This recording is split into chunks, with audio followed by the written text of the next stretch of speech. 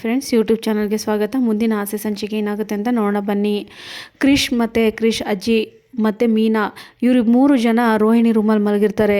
ಕ್ರಿಶ್ ಮಧ್ಯರಾತ್ರಿ ಎದ್ಬಿಟ್ಟು ಅತ್ತೆ ಅತ್ತೆ ಅಂದ್ಕೊಂಡು ಆಚೆ ಬಂದು ರೋಹಿಣಿ ಮತ್ತು ಮನೋಜ್ ಇಬ್ಬರು ಕೂಡ ಹಾಲಲ್ಲಿ ಮಲಗಿರ್ತಾರೆ.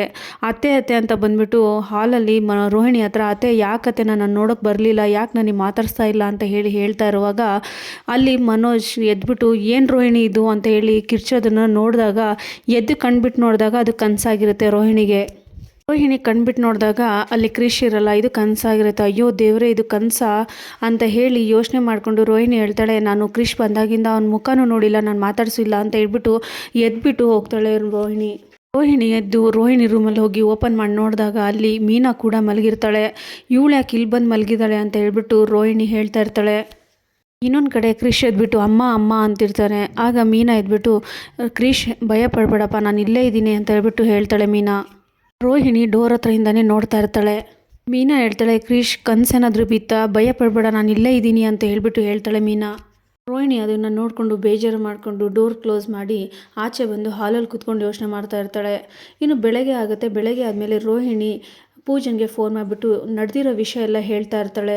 ಪೂಜೆ ಎಲ್ಲ ಕೇಳಿಸ್ಕೊಂಡು, ಅಲ್ಲ ರೋಹಿಣಿ, ಎಲ್ಲ ಸಡನ್ನಾಗಿ ಈ ಥರ ಹೇಳಿದರೆ ಭಯ ಪಡಿಸ್ತಾ ಇದ್ದಿಲ್ಲ, ಯಾಕೆ ನೀನು ಭಯ ಪಡ್ಕೊಂಡು ನನಗೂ ಭಯ ಪಡಿಸ್ತಾ ಇದೆಯಾ, ಎಲ್ಲ ನಿನಗೆ ಯಾಕೆ ಬರುತ್ತೆ ಈ ಥರ ಎಲ್ಲ ಪದೇ ನಿನಗೆ ಯಾಕೆ ಈ ಥರ ತೊಂದರೆ ಬರ್ತಾ ಇದೆ ಅಂತ ಹೇಳ್ಬಿಟ್ಟು ಹೇಳ್ತಾ ಇರ್ತಾಳೆ ಪೂಜಾ ಹೇಳ್ತಾಳೆ, ನೀನು ಯಾವ ಸತ್ಯನ ಮುಚ್ಚಿಡಬೇಕು ಅಂದ್ಕೊಂಡಿದ್ಯೋ ಆ ಸತ್ಯ ನಿಮ್ಮ ಮನೇಲೆ ಬಂದಿದೆಯಾ, ಅವ್ರಿಗೆ ಯಾಕೆ ನೀನು ಮನೆಯಲ್ಲೇ ಕರ್ಕೊಂಡೆ ಅಂತ ಹೇಳ್ಬಿಟ್ಟು ಹೇಳ್ತಾಳೆ ಪೂಜಾ. ರೋಹಿಣಿ ಹೇಳ್ತಾಳೆ, ಇಲ್ಲ ಇದು ಸೂರ್ಯ ಮತ್ತು ಮೀನಾ ಕರ್ಕೊಂಬಂದಿರೋದು ಅಂತ ಹೇಳಿದಾಗ ಪೂಜಾ ಹೇಳ್ತಾಳೆ, ಯಾವಾಗ ನೋಡಿದ್ರು ಮೀನನ ಕಣ್ಣಿಗೆ ನಿಮ್ಮಮ್ಮ ಮತ್ತು ನಿನ್ನ ಮಗ ಯಾಕೆ ಬೀಳ್ತಾ ಇರ್ತಾರೆ ಅಂತ ಹೇಳ್ತಾ ಇರ್ತಾಳೆ. ಪೂಜಾ ಹೇಳ್ತಾಳೆ, ಕ್ರಿಶ್ಚಿಯನಾದರೂ ಬಾಯ್ ಬಿಟ್ನಾ ಅಂತ ಹೇಳಿದಾಗ, ಇಲ್ಲ ಅವನ ಕಣ್ಣಿಗೆ ಆಪ್ರೇಷನ್ ಆಗಿದೆ, ಕಣ್ಣಿಗೆ ಕಟ್ಟಿದ್ದಾರೆ ಅಂತ ಹೇಳಿದಾಗ, ಆಯಿತು ನಿನ್ನ ವಾಯ್ಸ್ ಏನಾದರೂ ಗೊತ್ತಾಯಿತು ಅಂದರೆ ಮನೆಯಲ್ಲಿ ಗೊತ್ತಾಗ್ಬಿಡುತ್ತೆ, ಹುಷಾರು ಅಂದಾಗ ಅದೇ ನನಗೆ ಭಯ ಆಗ್ತಾ ಇರೋದು ಅಂತ ಹೇಳ್ತಾ ಇರ್ತಾಳೆ ಪೂಜಾ. ರೋಹಿಣಿ ಪೂಜೆಗೆ ಹೇಳ್ತಾಳೆ, ಕ್ರಿಶ್ ಪಕ್ಕ ಮಲ್ಕೊಂಡು ಮೀನಾ ಒಳ್ಳೆ ತಾಯಿ, ಅವ್ರ ತಾಯಿ ಅಂದ್ಕೊಂಡು ಅನ್ನೋ ಥರ ಅಲ್ಲಿ ಮಲಗಿರ್ತಾಳೆ ಅವ್ರ ಪಕ್ಕ ಅಂತ ಹೇಳ್ಬಿಟ್ಟು ಹೇಳ್ತಾಳೆ. ರೋಹಿಣಿ ಹೇಳ್ತಾಳೆ, ಯಾವಾಗ ನಮ್ಮ ಕ್ರಿಶು ಮತ್ತು ಅಮ್ಮ ಇಲ್ಲೇ ಇರ್ತಾರೋ ನನಗೆ ತೊಂದರೆ ಇದ್ದಿದ್ದೆ, ಹೇಗಾದರೂ ಮಾಡಿ ಅಮ್ಮಂಗೆ ಮತ್ತು ಕ್ರಿಶ್ಗೆ ಇಲ್ಲಿಂದ ಕಳಿಸ್ಬೇಕು ಅಂತ ಹೇಳಿದಾಗ ಮತ್ತು ಮೀನಾ ಬಿಡ್ತಾಳ, ಸೂರ್ಯ ಬಿಡ್ತಾನ ಅಂದಾಗ ಅದೇ ನನಗೆ ತುಂಬ ಭಯ ಆಗ್ತಾ ಇರೋದು ಅಂತ ಹೇಳಿ ರೋಹಿಣಿ ಹೇಳ್ತಾಳೆ. ರೋಹಿಣಿ ಹೇಳ್ತಾಳೆ, ನಿನ್ನ ಕಡೆಯಿಂದ ನನಗೊಂದು ಪ್ಲ್ಯಾನ್ ಬೇಕು, ಯಾಕಂತಂದರೆ ನನಗೆ ಹೇಳೋ ಪ್ಲ್ಯಾನ್ನ ನೀನು ಮಾಡಬೇಕು ಅಂದಾಗ ಅದು ಏನು ಹೇಳು ಅಂತ ಹೇಳ್ತಾಳೆ ಪೂಜಾ. ಇಲ್ಲ, ರೋಹಿಣಿ ಹೇಳ್ತಾಳೆ, ಹೇಗಾದರೂ ಮಾಡಿ ಮೀನಂಗೆ ಆಚೆ ಕರೆಸಿದಾದ್ಮೇಲೆ ನಮ್ಮ ಅಮ್ಮಂಗೆ ಹೇಗಾದರೂ ಮಾಡಿ ನಾನು ಕಳಿಸ್ತೀನಿ ಅಂತ ಹೇಳಿದಾಗ, ಸರಿ ಏನು ಹೇಳೋದು ಅಂತ ಹೇಳ್ತಾಳೆ. ಆಗ ಫೋನಲ್ಲಿ ಎಲ್ಲ ಕೂಡ ಪ್ಲ್ಯಾನಿಂಗ್ ಎಲ್ಲ ಫಿಕ್ಸ್ ಮಾಡ್ತಾ ಇರ್ತಾಳೆ ರೋಹಿಣಿ. ಆಗ ಪೂಜಾ ಹೇಳ್ತಾಳೆ, ಇದು ಚೆನ್ನಾಗಿದೆ ಐಡಿಯಾ, ಆದರೆ ಇದು ವರ್ಕೌಟ್ ಆಗುತ್ತಾ ಅಂದಾಗ ನೋಡೋಣ, ಟ್ರೈ ಮಾಡೋಕ್ಕೇನು ಅಂತ ಹೇಳ್ತಾರೆ. ನೀನು ಅದು ನಾನು ಹೇಳಿ ಕೆಲಸ ನೀನು ಮಾಡು ಅಂತ ಹೇಳ್ಬಿಟ್ಟು ರೋಹಿಣಿಗೆ ಫೋನ್ ಕಟ್ ಮಾಡ್ತಾಳೆ. ರೋಹಿಣಿ ಪ್ರೀತಿಯಿಂದ ಹಾಲು ತಂದು ಕ್ರಿಶ್ಗೆ ಕುಡಿಸ್ಬೇಕು ಅಂತ ಹೇಳ್ಬಿಟ್ಟು ತಂದಿರ್ತಾಳೆ. ಇನ್ನೇನು ಕೊಡಬೇಕು ಅನ್ನೋಷ್ಟೊತ್ತಿಗೆ ಮೀನಾ ಊಟ ಮಾಡಿಸ್ತಾ ಇರ್ತಾಳೆ. ಅದನ್ನು ನೋಡಿ ಬೇಜಾರಾಗಿ ನಿಂತ್ಕೊಂಡಿರ್ತಾಳೆ ರೋಹಿಣಿ. ಇನ್ನೊಂದು ಕಡೆ ರೋಹಿಣಿ ತಾಯಿ ಕೂಡ ರೋಹಿಣಿ ಮುಖ ನೋಡಿಕೊಂಡು ಅವರು ಕೂಡ ನಿಂತ್ಕೊಂಡಿರ್ತಾರೆ. ಈ ಕಡೆ ಮುದ್ದು ಮಾಡ್ಕೊತ ಕೃಷ್ಣ ಊಟ ಮಾಡಿಸ್ತಾ ಇರ್ತಾಳೆ ಮೀನಾ ತಿನ್ನಿಸ್ತಾ ಇರ್ತಾಳೆ. ಕ್ರಿಶ್ ಬೇಡ ಆಂಟಿ ಬೇಡ, ನನಗೆ ಹೊಟ್ಟೆ ತುಂಬೋಯ್ತು ಅಂದಾಗ ಡಾಕ್ಟ್ರ್ ಹೇಳಿದ್ರು ತಾನೇ ಚೆನ್ನಾಗಿ ತಿನ್ನಬೇಕು ಅಂತ, ತಿನ್ನು ಅಂತ ಹೇಳ್ಬಿಟ್ಟು ಮೀನಾ ತಿನ್ನಿಸ್ತಾ ಇರ್ತಾಳೆ. ಮೀನಾ ಊಟ ಮಾಡಿಸಿದ್ಮೇಲೆ ಬಾ ರೋಹಿಣಿ ಅಂತ ಹೇಳ್ಬಿಟ್ಟು ಕರೀತಾಳೆ. ರೋಹಿಣಿ ಹೇಳ್ತಾಳೆ, ಮಗುಗೆ ಹಾಲು ತಂದಿದ್ದೆ ಅಂತ ಹೇಳಿದಾಗ ಕೊಡಮ್ಮ ನಾನು ಕುಡಿಸ್ತೀನಿ ಅಂತ ಹೇಳ್ಬಿಟ್ಟು ರೋಹಿಣಿ ತಾಯಿ ಇಸ್ಕೊಳ್ತಾರೆ. ಮೀನಾ ಸ್ವಲ್ಪ ನಿನ್ನ ಜೊತೆ ಮಾತಾಡಬೇಕು, ಸ್ವಲ್ಪ ನಿಂತ್ಕೊ ಅಂದಾಗ ಏನು ರೋಹಿಣಿ ಅಂತ ಕೇಳ್ತಾಳೆ. ನೀನು ಇವತ್ತೆಲ್ಲೂ ಹೋಗಲ್ವಾ, ಹೂ ಮಾರೋಕ್ಕೆಲ್ಲೂ ನೀನು ಯಾರು ಕಸ್ಟಮರ್ ಕೇಳ್ತಾ ಇಲ್ವಾ ಹೂ ಬೇಕು ಅಂತ ಅಂತ ಹೇಳಿದಾಗ, ಇಲ್ಲ ರೋಹಿಣಿ ನಮ್ಮ ತಾಯಿಯವ್ರಿಗೆ ಹೇಳಿದ್ದೀನಿ ಕೊಡೋಕ್ಕೆ ಅಂತ ಹೇಳಿದಾಗ, ಯಾಕೆ ಎಲ್ಲೂ ಹೋಗೋದಿಲ್ವಾ ಇವತ್ತು ಅಂತ ಕೇಳ್ತಾರೆ. ಯಾಕೆ ರೋಹಿಣಿ ಈ ಥರ ಕೇಳ್ತಾ ಇದೆಯಾ ಅಂತ ಹೇಳ್ಬಿಟ್ಟು ಹೇಳ್ತಾಳೆ ಮೀನಾ. ರೋಹಿಣಿ ಹೇಳ್ತಾಳೆ, ಇಲ್ಲ ಮೀನಾ ಸುಮ್ಮನೆ ಕೇಳಿದೆ ಅಂತ ಹೇಳಿಬಿಟ್ಟು ಹೇಳಿದಾಗ ಅಲ್ಲಿಂದ ಮೀನಾ ಹೊರಟೋಗ್ತಾಳೆ. ಮೀನಾ ರೂಮಿಂದ ಆಚೆ ಹೋದ್ಮೇಲೆ ರೋಹಿಣಿ ಹೇಳ್ತಾಳೆ, ನಾನು ಮಾಡೋ ಕೆಲಸ ಎಲ್ಲ ಅವಳು ಮಾಡ್ತಾ ಇದ್ದಾಳೆ ಅಂತ ಹೇಳಿದಾಗ ಆಗ ರೋಹಿಣಿ ತಾಯಿ ಹೇಳ್ತಾರೆ, ಆ ಮಗು ಮೇಲೆ ಅವಳಿಗೆ ಅಕ್ರೆ ಇದೆ, ಹಾಗಾಗಿ ಅವಳು ಮಾಡ್ತಾಳೆ ಅಂದಾಗ, ಹಾಗಂದರೆ ನನಗೆ ನನ್ನ ಮಗನ ಮೇಲೆ ಅಕ್ರೆ ಇಲ್ವಾ ಅಂತ ಹೇಳ್ಬಿಟ್ಟು ಹೇಳ್ತಾಳೆ ರೋಹಿಣಿ.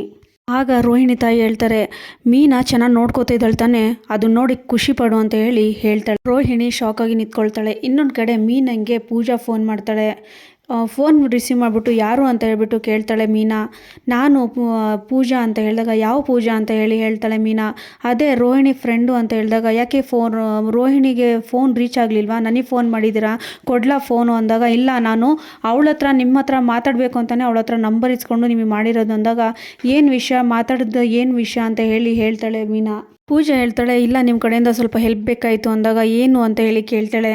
ಇಲ್ಲ, ನಮ್ಮ ಒಂದು ಅಪಾರ್ಟ್ಮೆಂಟ್ ಇದೆ, ಆ ಅಪಾರ್ಟ್ಮೆಂಟಲ್ಲಿ ಒಂದು ಫಂಕ್ಷನ್ ಇದೆ, ಆ ಫಂಕ್ಷನಲ್ಲಿ ಒಂದು ಕಾಂಪಿಟೇಷನ್ ಇದೆ, ಅದರಲ್ಲಿ ಹೂ ಕಟ್ಟೋ ಕಾಂಪಿಟೇಷನ್ ಇದೆ ಅಂತ ಹೇಳ್ತಾಳೆ ಪೂಜಾ. ಆಗ ಮೀನಾ ಹೇಳ್ತಾಳೆ, ಓ ಅದಕ್ಕೂ ಕಾಂಪಿಟೇಷನ್ ಇಟ್ಬಿಟ್ಟಿದ್ದಾರೆ ಅಂದಾಗ, ಹೌದು ಅದಕ್ಕೆ ನಿಮ್ಮ ಹೆಸರು ಕೊಟ್ಟಿದ್ದೀನಿ ಅಂತ ಹೇಳಿದಾಗ, ಹೌದು ನಾನು ಬೇಗ ನಾನು ಹೂ ಕಟ್ತೀನಿ ಅಂದಾಗ, ಅದಕ್ಕೆ ನಿಮ್ಮ ಹೆಸರು ಕೊಟ್ಟಿರೋದು ಅಂತ ಹೇಳಿ ಹೇಳ್ತಾಳೆ ಪೂಜಾ. ಮೀನಾ ಹೇಳ್ತಾಳೆ, ನೀವು ಹೆಸರು ಕೊಟ್ಟಿದ್ದೀರ ಅಂದಾಗ, ಹೌದು ನಿಮ್ಮ ಮೇಲೆ ಧೈರ್ಯದ ಮೇಲೆ ನಾನು ಹೆಸರು ಕೊಟ್ಟಿದ್ದೀನಿ, ನೀವು ನನಗೆ ಹೂ ಕಟ್ಟೋದು ಹೇಳ್ಕೊಡ್ತೀರಾ ಮೀನಾ ಅವರೇ ಅಂತ ಹೇಳಿ ಹೇಳ್ತಾಳೆ ಪೂಜಾ.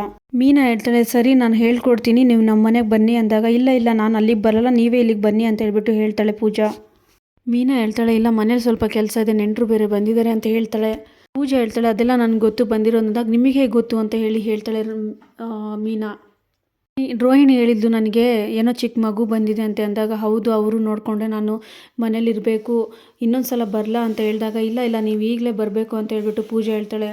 ಪೂಜಾ ಹೇಗೋ ರಿಕ್ವೆಸ್ಟ್ ಮಾಡಿಕೊಂಡು ಮೀನನ ಆಚೆ ಕರೀತಾಳೆ. ಸರಿ ಅಂತ ಒಪ್ಕೊಂಡು ಮೀನಾ ಕೂಡ ಹೇಳ್ತಾಳೆ, ನಾನು ಅಡ್ರೆಸ್ ಕಳಿಸ್ತೀನಿ, ನೀವು ಅಡ್ರೆಸ್ಸಿಗೆ ಬಂದುಬಿಟ್ಟು ನನಗೆ ಫೋನ್ ಮಾಡಿ, ನನ್ನ ಮನೆ ಯಾವುದು ಅಂತ ಹೇಳ್ತೀನಿ ಅಂತ ಹೇಳಿ ಫೋನ್ ಕಟ್ ಮಾಡ್ತಾಳೆ ಪೂಜಾ. ಫೋನ್ ಕಟ್ ಮಾಡಿದ ಮೇಲೆ, ಇವ್ರಿಗೆ ಎಷ್ಟು ರಿಕ್ವೆಸ್ಟ್ ಮಾಡಬೇಕು ನಾನು, ಇನ್ನು ದಿನವಿಡೀ ನಾನು ಹೇಗೆ ಅವ್ರಿಗೆ ಮೇಂಟೈನ್ ಮಾಡ್ತೀನೋ ಗೊತ್ತಿಲ್ಲ ಅಂತ ಹೇಳ್ಬಿಟ್ಟು ಪೂಜಾ ಹೇಳ್ಕೊಂಡು ಹೋಗ್ತಾಳೆ.